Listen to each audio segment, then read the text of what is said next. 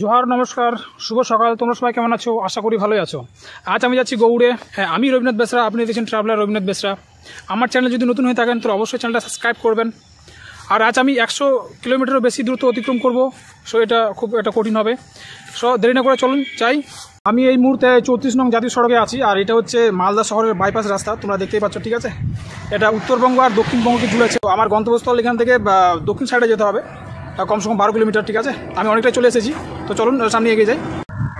এই মুহূর্তে আমি গৌরনগরে রয়েছি আর এখানে অনেক কিছু দেখলাম। এটা একটা ঐতিহাসিক পর্যটন স্থল। প্রথমে দেখলাম বড় মসজিদ, তারপরে দেখলাম ফিরোজ মিনার, এই সমস্ত দর্শনীয় স্থানগুলো দেখলাম। এটা একটা বিশাল ঐতিহাসিক কাহিনী রয়েছে। তোমরা যদি ইতিহাসের পাতা খোলো এটা তোমরা দেখতে পাবে, পড়তে পাবে, জানতে পাবে। তো এখানে এসে আমি একটা আশ্চর্যজনক দেয়াল দেখলাম, ঠিক আছে, যেটা নাম হচ্ছে 22 গজি দেয়াল। হ্যাঁ, এটা এত বড় দেয়াল, আমার এটা সম্বন্ধে খুব একটা ধারণা নেই, অবশ্য যতটুকু আছে তোমাদের সাথে একটু শেয়ার করবো। তো এখানে ঘুরতে ঘুরতে আমার কিছু দর্শনার্থীর সাথে দেখা হয়ে গেল, তো একটু কথা বলার চেষ্টা করবো তাদের সাথে।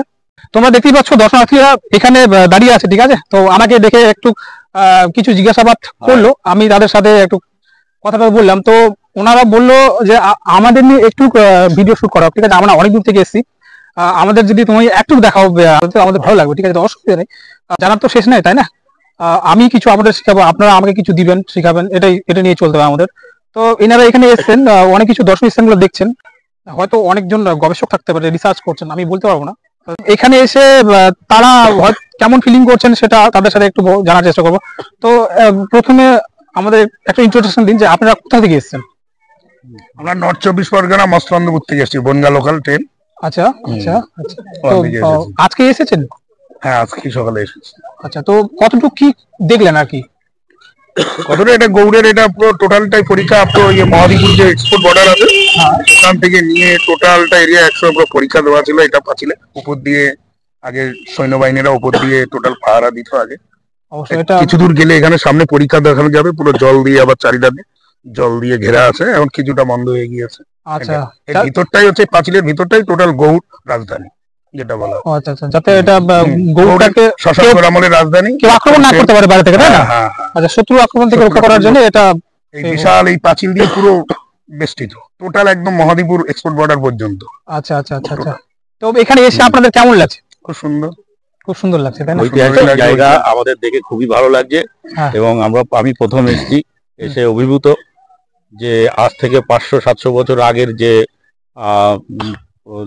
তৈরি যে সমস্ত ইটের দেওয়াল, এরা কি দিয়ে তৈরি করতো এখনো সেই আগেকার মতো রয়েছে। যত্ন করা হয় না বলে কিছু অংশ নষ্ট হয়ে গেছে, কিন্তু এই সুন্দর দেওয়াল আজ যে সমস্ত কনস্ট্রাকশন তৈরি হচ্ছে সেই সমস্ত 40-50 বছরেই ধ্বংস হয়ে যায়, কিন্তু 500 বছর আগের দেওয়াল এখনো সেই একই দাঁড়িয়ে আছে।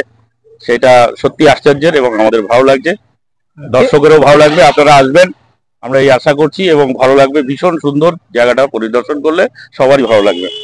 সবাই আসুন, পরিদর্শন করুন। আচ্ছা, লাস্ট মেসেজটা কি দিতে চান আপনারা দর্শকদের? একটু কি বলতে চান যে আমাদের বছরের শেষ মানে ডিসেম্বর জানুয়ারি একটা ছুটির সময়, তাই না? ছুটির আগে একটা টাইম কাটানো যায়, তো দর্শকদের কি মেসেজ দিতে চান আপনারা? একটু দর্শকদের এটাই মেসেজ দিই যে আমাদের শীতকালের ছুটির পরিবেশ, তার সাথে সাথে যে ঐতিহাসিক প্রেক্ষাপট এই শশাঙ্কের রাজধানী গৌড়, এখানে অনেক কিছু দেখার আছে। 500-700 বছরের আগের যারা কারুকার্য করেছেন তারা কি সুন্দরভাবে কি তাদের পরিকাঠামো ছিল আমরা জানি না, আমরা বলতে পারবো না, ইতিহাস ঘাটলে হয়তো বোঝা যাবে। কিন্তু এত সুন্দরভাবে তারা কারুকার্য করেছেন।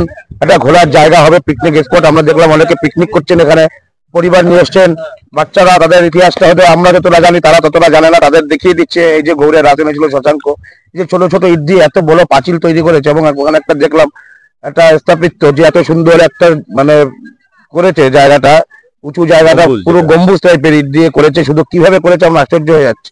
এটাই যে আপনারা আসুন, ঘুরুন, শীতকালটা উপভোগ করুন, এবং তার সাথে সাথে ইতিহাসের প্রেক্ষাপট আপনি জানুন। এখানে অনেক বোর্ডে লেখা আছে কোথায় কি ছিল, এবং আমাদের পরবর্তী প্রজন্মকে আপনারা এটা জানান যে শশাঙ্ক ছিল গৌড়ের রাজধানী ছিল। এই তো সুন্দরভাবে একটা যাতে বাইরে শত্রু আক্রমণ না করতে পারে, কি সুন্দরভাবে তাদের মাথায় সেটা এত বড় একটা 22 গজি পাঁচিল, তারপরে পরীক্ষা কি সুন্দরভাবে করেছে, সেটাই একটা দেখার জায়গা, অনেক শিক্ষার জায়গা, জানার জায়গা। ঘোরার সাথে সাথে আমাদের জানার জায়গা, অভিজ্ঞতা হবে, ঐতিহাসিক আমরা ঐতিহাসিক জিনিস জানতে পারবো, ঐতিহাসিক প্রেক্ষাপট আছে আমরা ইতিহাসের বইতে পড়েছি, সেটাই আমরা বার্তা দিতে চাই। আপনারা দর্শনার্থীরা আসুন, পর্যটকরা আসুন, বেশি করে আসুন, যাতে এখানকার সবাই জানতে পারে।